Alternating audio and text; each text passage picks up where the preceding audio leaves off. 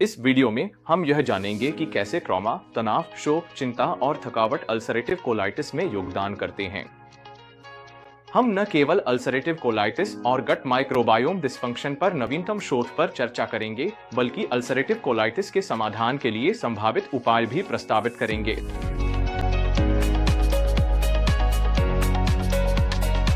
नमस्ते सभी को, मैं डॉक्टर चानू दासरी हूँ, एक सर्जन जो गट माइक्रोबायोम डिस्फंक्शन के कारण होने वाली सूजन को उलटने में विशेषज्ञता रखते हैं।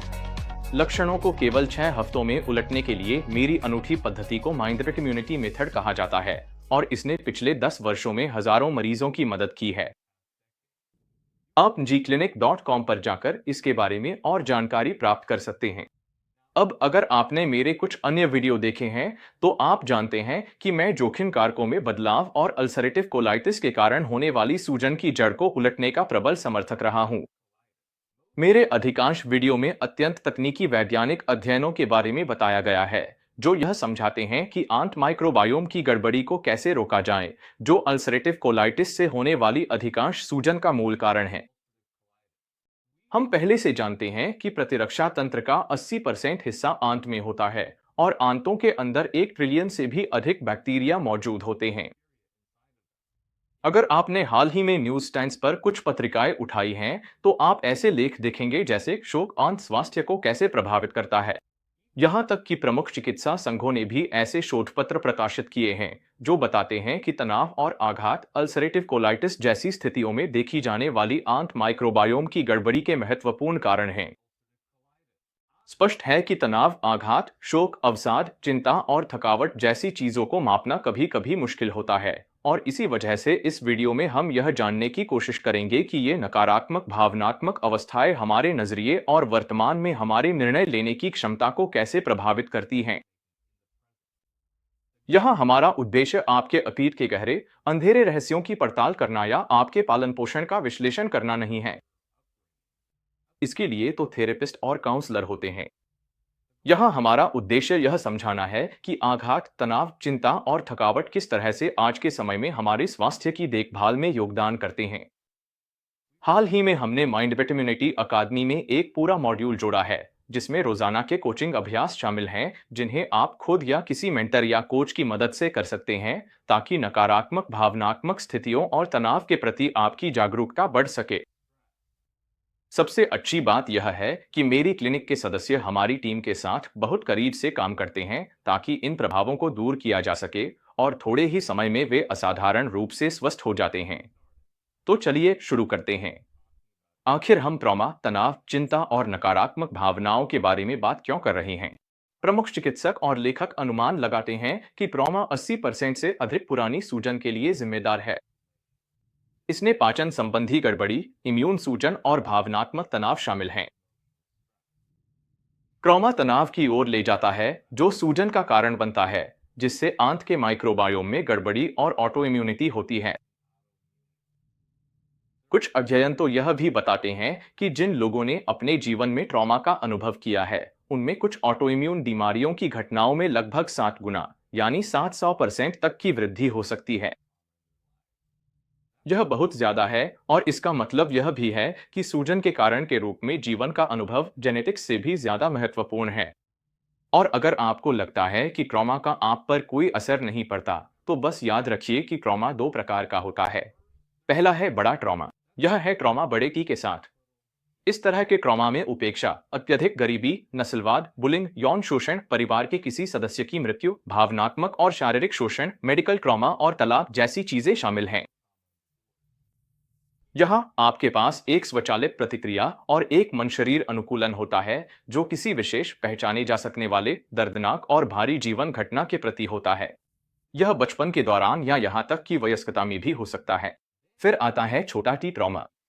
यह है ट्रॉमा छोटे टी के साथ और ये ज्यादा सूक्ष्म, कम यादगार और देखने में आम घटनाएं होती हैं। शायद यह आपके पालन पोषण के तरीके से जुड़ा हो, जिसमें आपकी सांस्कृतिक मान्यताएं और आपके माता पिता क्या महत्व देते हैं शामिल है।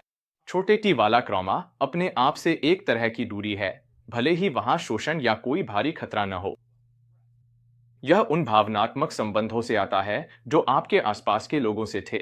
इस तरह का ट्रॉमा लगभग सभी को प्रभावित करता है और यह आपके आसपास के लोगों से बने भावनात्मक संबंधों से आता है।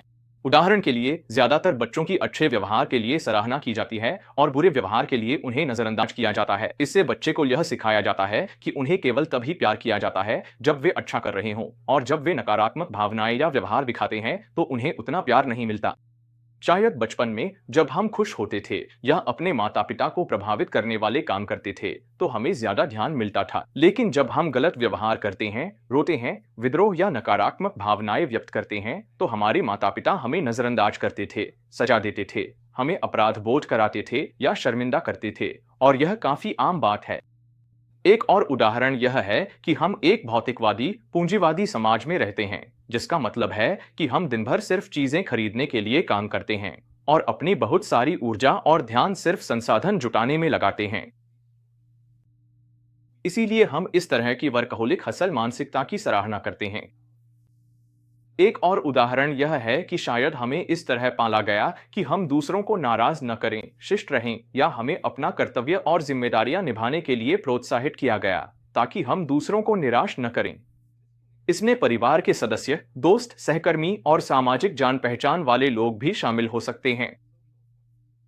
तो अनिवार्य रूप से हम वे चीजें करने लगते हैं जो हम सच में करना नहीं चाहते, जैसे लोगों को खुश करना, और इससे कुछ खास तरह की रिश्तों की गतिशीलता बन सकती है, या हम अपना सारा समय कामकाजी आयोजनों, सामाजिक जिम्मेदारियों और पारिवारिक कर्तव्यों को निभाने में बिता सकते हैं। अगर हम ये चीजें नहीं करते तो हमें बुरा लगता है और हमें लगता है कि इसका कोई नकारात्मक परिणाम होगा, लेकिन असलियत में यह हमारे अपने आप से कटे होने का प्रतिबिंब है। हमारा आंतरिक नजरिया यह है कि जब हम दूसरों से नकारात्मक प्रतिक्रिया पाते हैं तो हम प्यार के लायक या योग्य नहीं हैं, जबकि हमें खुद से कहना चाहिए, हम प्यार के लायक हैं, चाहे कुछ भी हो, और हमें अपनी असली जरूरतों और इच्छाओं को कभी नजरअंदाज नहीं करना चाहिए। अगर हम खुद को इतना पीछे कर देते हैं कि हमें अपनी असली जरूरतें भी पता नहीं चलती क्योंकि हम अपने सच्चे अस्तित्व से इतने कट चुके होते हैं, तो हम अपना नजरिया खो देते हैं। बच्चों को अक्सर यह संदेश मिलता है कि उनके कुछ हिस्से स्वीकार्य हैं, जबकि कुछ नहीं, जिससे उनके भीतर एक विभाजन पैदा हो जाता है। गुस्से वाले बच्चों को प्यार नहीं मिलता।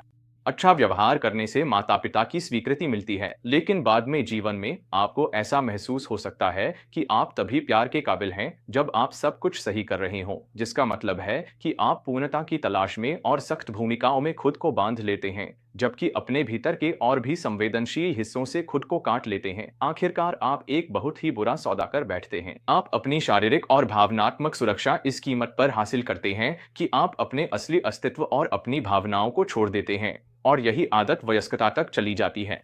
मैं आपको अपनी एक व्यक्तिगत कहानी सुनाना चाहता हूँ। जब मैं एक सर्जिकल रेजिडेंट था, तब हम बहुत लंबे समय तक काम करते थे, हफ्ते में 80 से 100 घंटे तक। कई बार हम लगातार 36 घंटे तक बिना सोए काम करते थे, और कभी-कभी हम ऑपरेशन थिएटर में लगातार 12 घंटे तक बिना किसी ब्रेक के रहते थे। और यह सिर्फ कुछ दिनों या महीनों के लिए नहीं था, यह सिलसिला सालों तक चलता रहा। ऐसे अनुभव के साथ मैंने अपनी भूख और प्यास को नजरअंदाज करते हुए काम करना सीख लिया। मैंने नींद की कमी के बावजूद भी काम करना सीख लिया। मैंने यह भी सीख लिया कि अपनी सामाजिक योजनाओं और अपने परिवार की भावनात्मक जरूरतों को कैसे नजरअंदाज किया जाए। मैंने यहाँ तक सीख लिया कि पूरे दिन पेशाब न करना कैसे संभव है। अब आप सोचेंगे कि इस तरह का अनुभव सेहतमंद नहीं है, और सच में ऐसा नहीं है, लेकिन सर्जन बनने के लिए मुझे खुद को इस तरह की यातना और शोषण के हवाले करना पड़ा।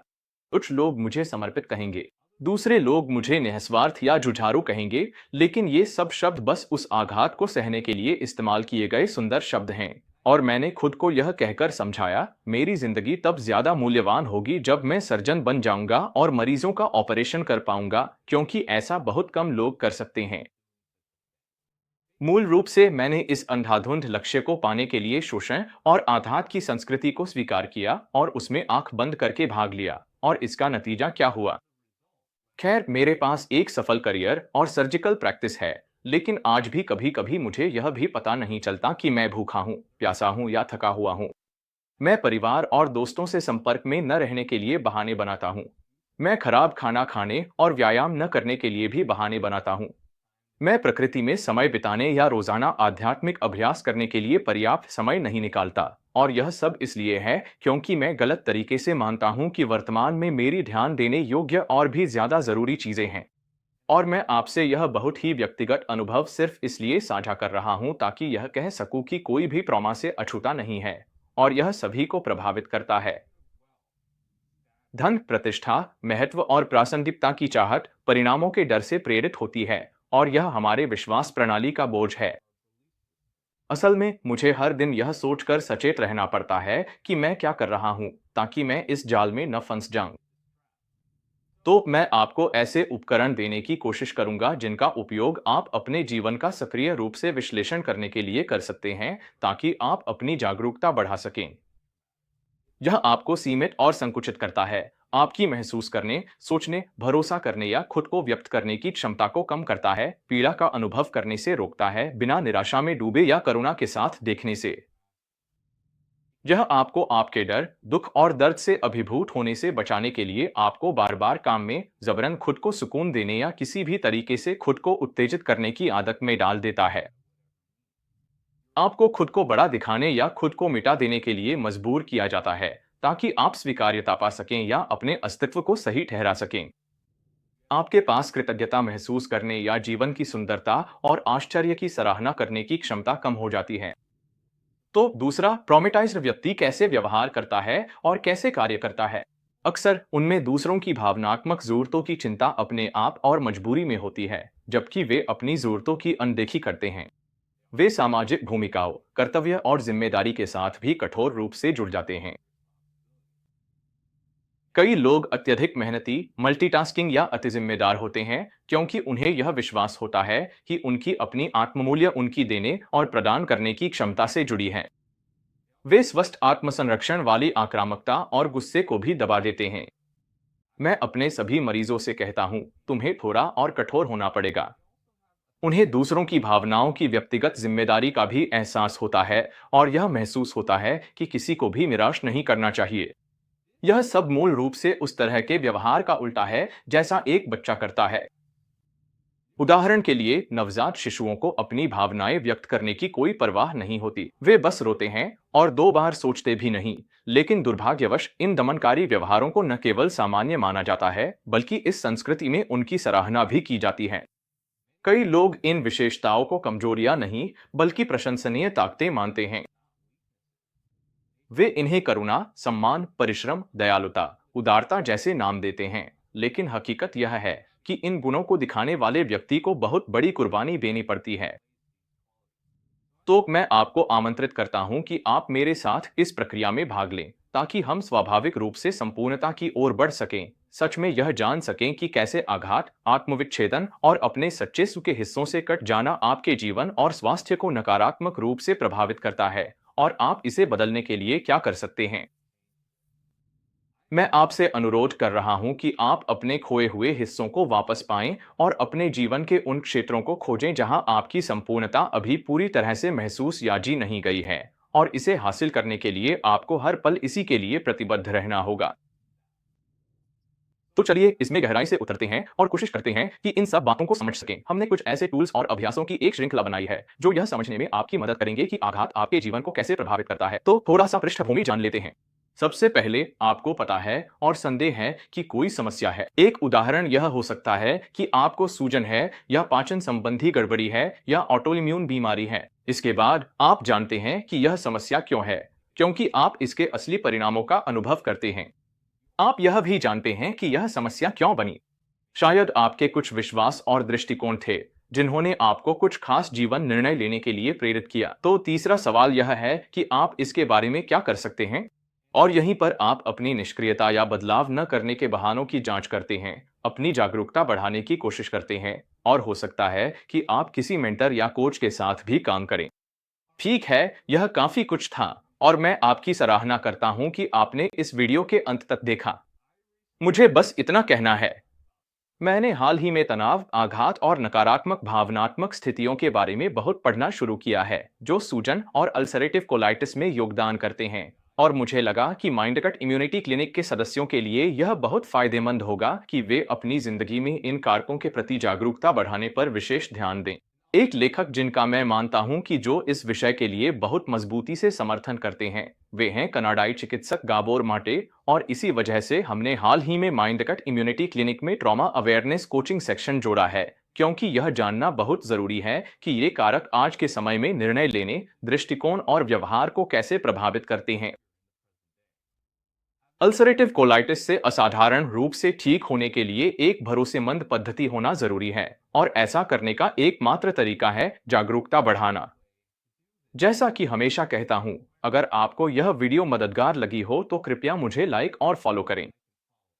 साथ ही इस वीडियो को उन सभी लोगों के साथ शेयर करें जिन्हें आप जानते हैं और जो तनाव या एक्जिमा से जूझ रहे हैं। अंत में आप मेरे कुछ अन्य वीडियो भी देख सकते हैं, जिनमें इस चैनल पर या mgclinic.com पर सक्सेस स्टोरीज भी शामिल हैं।